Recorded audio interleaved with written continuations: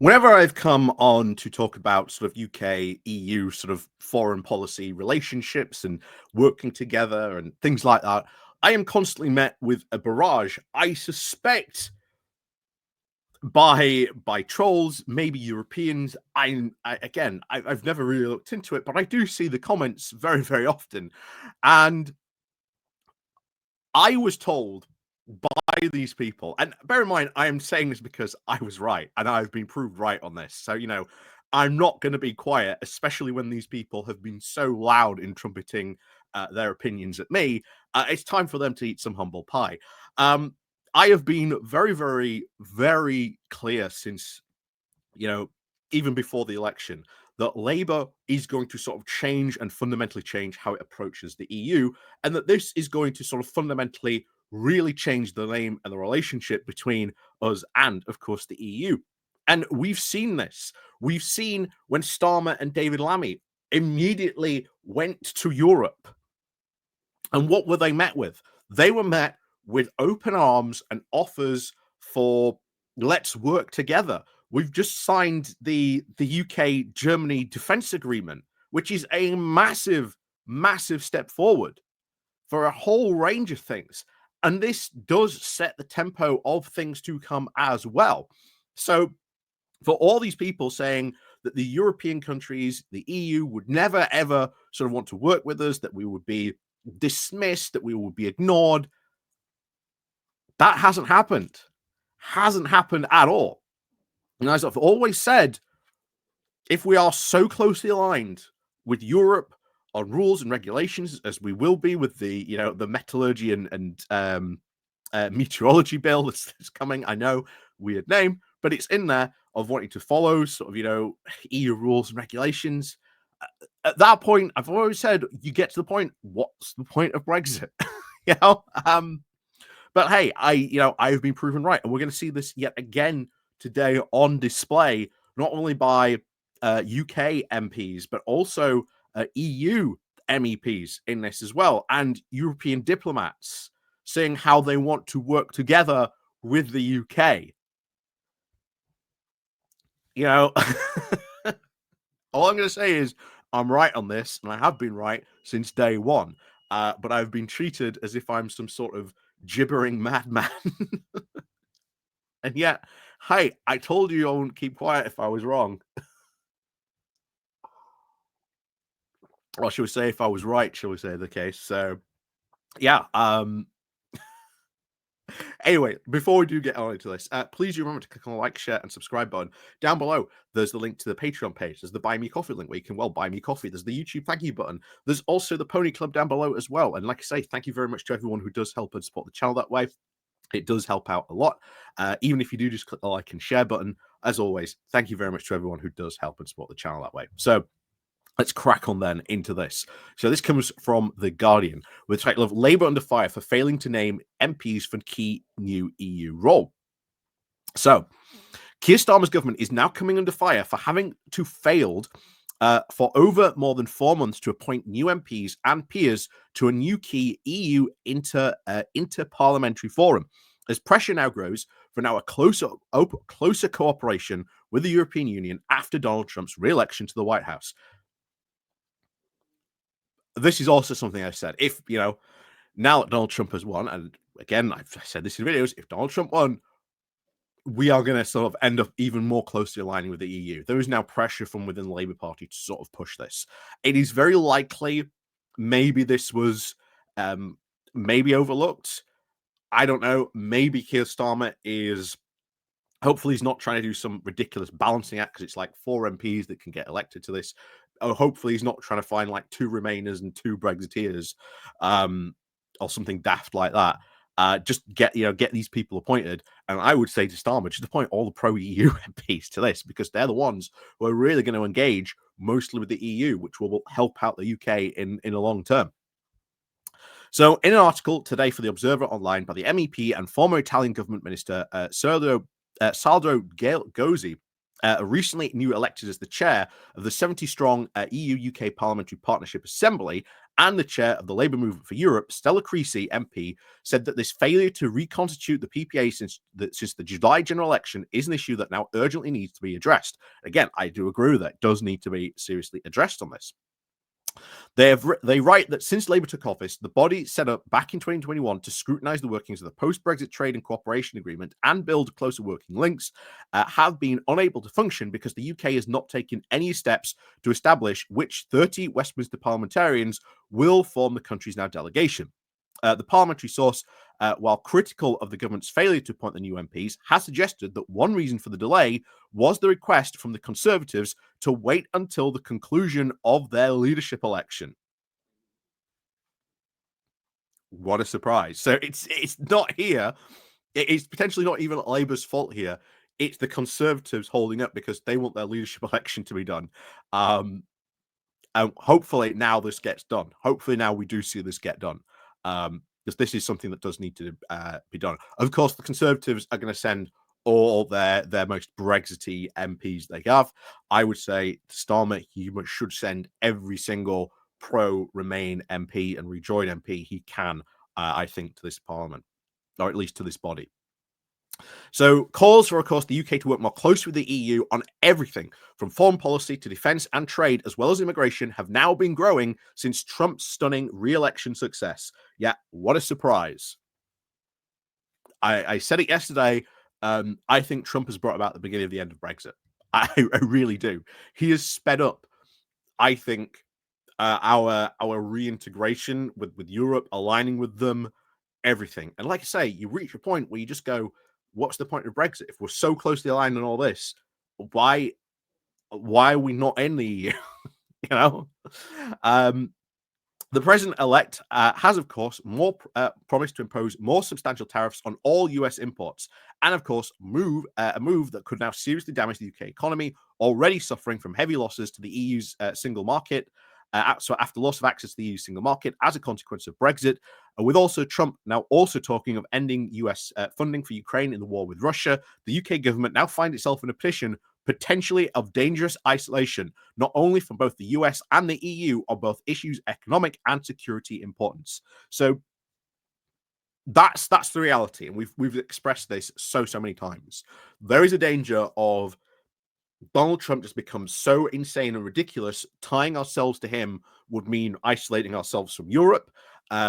If we tie ourselves to the EU, which would be far better, and the direction I want us to go in, we isolate and sort of insulate ourselves from any of the Donald Trump worst of foreign policy that's going to be over the next 4 years. So against, of course, this background, senior diplomats and, of course, Labour MPs now want Starmer to accelerate moves to get closer to the EU. Excellent. Privately, of course, diplomats and Labour politicians are astonished and, of course, despairing that many such public appointments, including the new trade envoys, have not been named since the election. One key source said, whether it's all the trouble at number 10, I don't know, but it's pretty astonishing. Another said that they have not just wanted to have any focus on what they are doing, of course, with Europe. And with Trump back in the White House, though, that now has to change. Maybe it is. Maybe we don't know what slowed this down. Maybe it's the Conservative leadership election. Maybe it's something that they didn't expect to maybe necessarily have to do. Maybe they've overlooked this. Who knows what reason it is? But it's bad. It's annoying. But there is now pressure on this. There is now parliamentary pressure from both in the Labour Party to push for this. Like, we need to get closer to Europe. And that will fundamentally change. Of course, you'll get, the clarion calls from probably Farage betraying Brexit, which ultimately I think Kimmy Badenoch will probably follow as well. But this is once again an area where you can really tear them to shreds, because you can say, oh, but you were in power since 2016. You could have done all this stuff on Brexit. You could have made Brexit work, but you didn't. You failed. Your project has failed spectacularly, and that's the charge I think a lot of the pro-EU MPs in Parliament now have to sort of really lead on. So Peter Ricketts, the UK ambassador to Paris and one of the country's leading ex-diplomats who was appointed to the UK EU PPA on its formation, said that he hoped the Starmer government would speed up the building of closer ties now with Brussels. He said, I would move away from a rather cautious and incremental approach to improving relations with Europe, he said. It is really important that we are now getting close to talking much more regularly, not only with the French, the Germans, the Poles, and the Italians. I think it is less about changing the treaty, which will inevitably take time, and more about working on foreign policy issues such as Ukraine, on producing practical solutions on the issues such as migration. Again, there are tons of options here.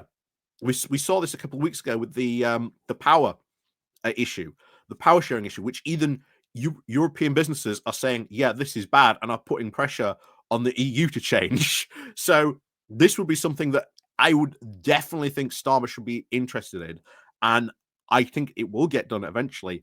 But it's just depressing that it's so slow. But I think this maybe is part of the Ming Vars careful strategy. But honestly, you've just had a bull in a china shop in America be pretty much unleashed, and now your Ming vase is gonna get broken. So that means time to move that vase out of that particular shop and move it across the road so it's a lot safer. And that shop, of course, being named the EU. um, Creasy obviously told the Observer, Trump's election does show the risks now of the UK going it alone in a very uncertain world. We have to rebuild our relationship with Europe, and as part of now protecting the public from the economic, security, and now climate shocks heading our way. Yeah, the democratic structures now designed to do that are not up and running, as the government hasn't set out what will replace the Parliamentary European Security Committee. It abolished or appoint people to the UK EU Parliamentary Assembly. With so much at stake, we cannot waste any more time. Getting this right has to be a priority before the new president is now in post. And I agree. I absolutely agree with her on this. I think now you will probably see fast movement on this, because the fact that Donald Trump's in there completely changes the game. It has completely changed the game. We talked about this before the election. You know, both Starmer and Lammy need an idea of what to do if Donald Trump gets elected. And I think now that is in play. Unfortunately, I think that, especially over here, if you look at UK politicians, they were pretty certain Kamala Harris would win. So I don't think they did too much planning in this.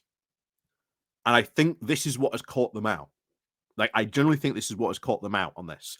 But I think you may very well see a lot more fast access on this maybe now, because I cannot see, Starmer and Lammy trying to do a balancing act between both the UK and the EU. This would be disastrous. It would leave us completely isolated. It would be an awful, bad diplomatic play to do, to try and be like this balancing act between, the US and the EU. It would be terrible. We cannot be that anymore. Even if Brexit hadn't happened, I think there would be huge questions today about the Atlantic Bridge, so to say. As it's often sort of referred to, what that would mean. I think there would be very, very big questions about that relationship. In our article with Gozi, they also said, when the UK left the EU, it does not abandon its biggest trading bloc in the world. It also left the room where the decisions are, of course, made, which affect our mutual security, climate inequality, and whether it is now protecting the future for Ukraine, Israel, or Palestine, managing both the need to transition our economies or even challenge of both of migration are now both poorer for this breakup. The last UK government took Brexit as a permission to now isolate, further building trade barriers at its borders in the name of global Britain. The new government has made it very clear its priorities of collaboration with our neighbours, not the grievances of the past. And this week's events mean that defining what that means in practice must now be fast-tracked. And I think that's the case. I really do. If you look at this and what happened, I think there was an idea, particularly from the Labour government, or at least from Starmer's and Lammy's perspective, Trump wasn't going to win. I think they went with that. I think everyone pretty much went with that. and as a result, I don't think there has been too much planning.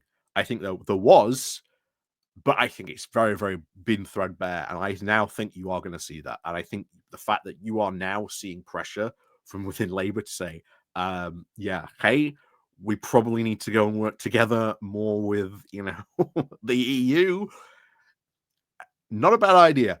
Not a bad idea at all, and we can, of course, see as well the EU very, very, very happy and willing to work with the UK as well, which is again completely different to what I've been told whenever I've said that that would be the case. Who knew? But again, I do enjoy being right, especially when people have been telling you, no, that's not right. So, as always, thank you very much for watching. And of course, as always, we'll see you all next time.